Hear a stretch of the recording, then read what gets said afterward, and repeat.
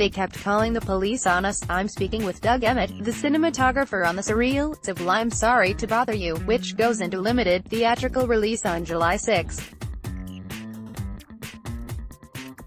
We seated in a juice bar in downtown Manhattan, stirring production memories for Boots Riley's freshly inventive and energetic cinematic debut, a work informed by a proletariat spirit, yet also willing to effectively interrogate that spirit, and gratefully unlike most any other release on the docket this year.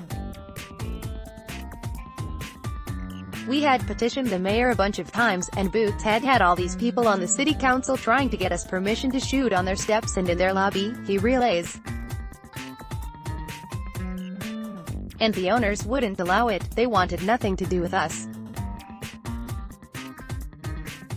So we're out there with megaphones chanting for the scene, F*** you, revolve you, and it's loud, and we've got smoke bombs going off, and the smoke is getting sucked into their AC units. You look up at the windows and all the workers are looking out, and some upper management was pissed. But in a weird way, it was almost an allegory for the film. You've got this big faceless company which has no interest in playing ball or being nice to us, and now we're ***ing with their S****.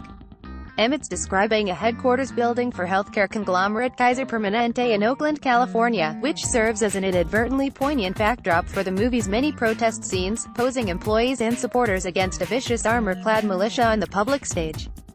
They're fighting for better working conditions for the employees of Revolve Telemarketing, banding together in union while the film's main character Cassius Cash Green, Lakeith Stanfield, breaks the line.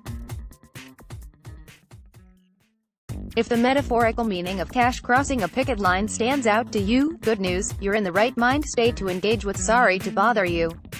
Video of Sorry to Bother You, official trailer. This passionate and ambitious project was somehow completed for $3.6 million.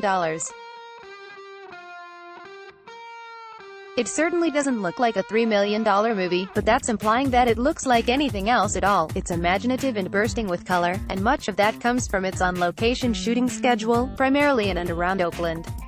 Beyond the faceless glass and steel architecture described above, Sorry to Bother You's vibrant hometown becomes a characterful urban landscape in which the film's exploratory rhythms find purchase, and also happens to be Boots' stomping grounds. The film represents a remarkable creative leap for the frontman of provocateur hip-hop group The Coup, and the maverick visual approach Boots employs puts the film in perplexing freeze against July's torrent of sequels. It's a melange of sight gags, anarchic disruptions, and seat-shifting racial commentary, and Emmett's work behind the camera feels crucial to those ends. While the cinematographer has notably worked on a wide variety of other projects, including a fruitful relationship with the Duplass brothers, Doug Emmett is candid when he describes Sorry to Bother You as the most important project of his career. How did you get signed on for the movie? I was supposed to be shooting a film in New York, and sometimes, you get lucky in this business. You have to be good, nice to people, and have talent, but you also have to be in the right place at the right time. So I was supposed to be shooting a film in New York, which totally fell apart. I went home, I was miserable, and this was early May. Usually, if you want to shoot a movie in the summer, you need to be hired in late spring, and I felt like I had missed my chance of getting hired on a film for this summer. I got back home, was bummed out, and called my agent like, "You've got to find me something," and that same day he pitched me Boots' movie, and the pitch made literally 0 cents. And he tells me, it's really low budget, and the guy's a rapper. I'm like, this doesn't sound like it's going to be a good movie. I told my agent, whatever, just send me the script. I then handed the script off to my wife Erin, since I was busy with something else that weekend, and I was like, just start reading it, and let me know what you think. Soon, she was yelling at me from the other room like, get in here, this is amazing. You need to sit down right now and read this. It was actually cute. We both sat down and just read it together. Like, we kept checking in with each other like, wait till you get to page 45. At the end of it, I immediately called my agent on Saturday and told him, tell Boots I want to fly up and meet with him tomorrow, see if he's free. I got a phone call from my agent telling me he could meet that night, so I went and bought a plane ticket right away, and was at the airport 2 hours later. Within a week of meeting Boots, I was hired. I think we need to be working on movies that are cultural phenoms in order to set ourselves apart as filmmakers, production designers, cinematographers, etc. I think we all need a hit, and we need a director that can hopefully take us along. Video of Sorry to Bother You clip, White Voice, 2018, Lakeith Stanfield Movie HD. Tell me about shooting in Oakland. Boots was the ultimate tour guide for Oakland.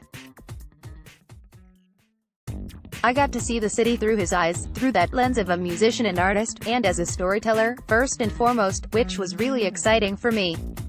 And there are also very few cities that you go to for a shoot that have such a defined identity. It's just omnipresent. People who are practicing their craft and doing their art there, really are living and dying by it. They're not rich kids living in Los Angeles who have an expensive apartment paid for by their parents and get to bounce around doing their art. I instantly respected that, and saw that, and then I was like, how do we capture that on camera, and embrace this culture of independent, free-thinking, hard-working artists, because that's very much what Boots is too. I wanted to embrace that, and make sure that the movie represented Oakland effectively. There's a lot of talk about color in the movie, contrast and such.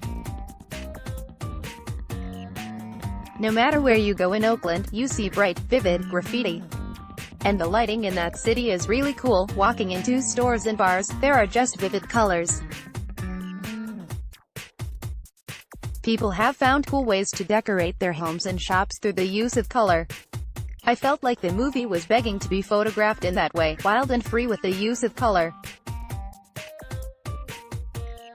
When I screened Sorry to Bother You in NYC, there weren't many people there, maybe 15 or 20 at most, with the majority of them being white. I mentioned that because I wanted to talk about a scene, the rap scene, in the movie. I felt like most of the people in my theater cracked up laughing at that scene, but it's frankly horrifying. I don't find it funny at all.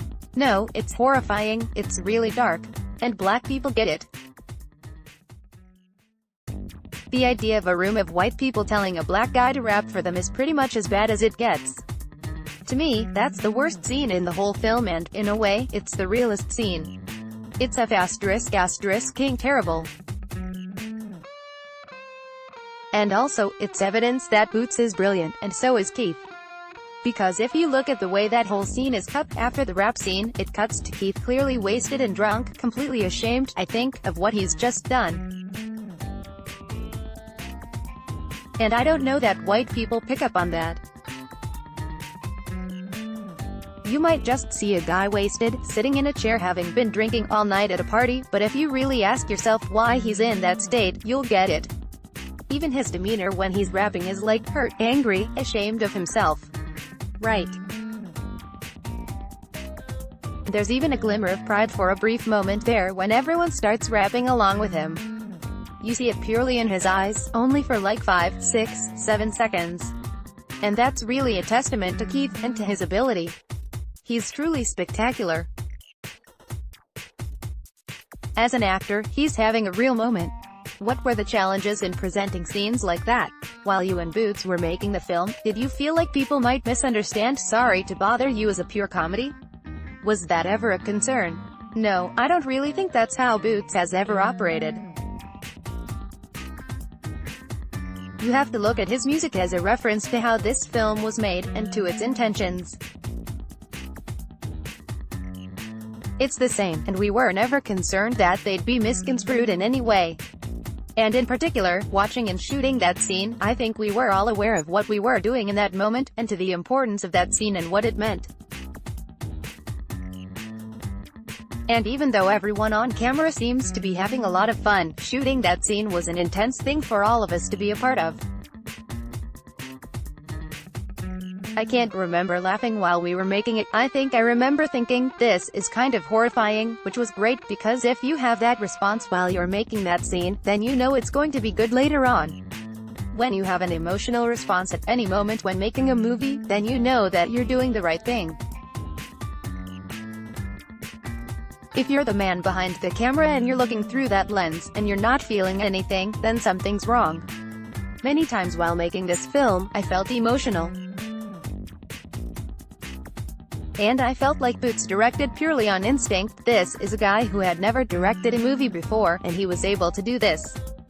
And he knows a lot about craft, he's studied it, but when you have limited amounts of time and resources, you really have to just operate off instinct, and I think he and I really trusted each other in the collaboration. We later got in touch with director Boots Riley, who has this to say about the aforementioned scene. That's been the main response: laughter. I don't think it's wrong, necessarily. This whole movie is about many things existing in one space. Things can be uncomfortable. It's kind of the same feeling, and this political analysis is all about exposing contradiction. This is how these two forces work against each other.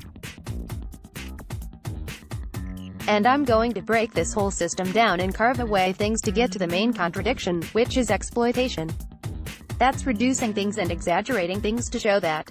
Now, contradiction is very similar to irony. And irony and humor? It's hard to separate those things.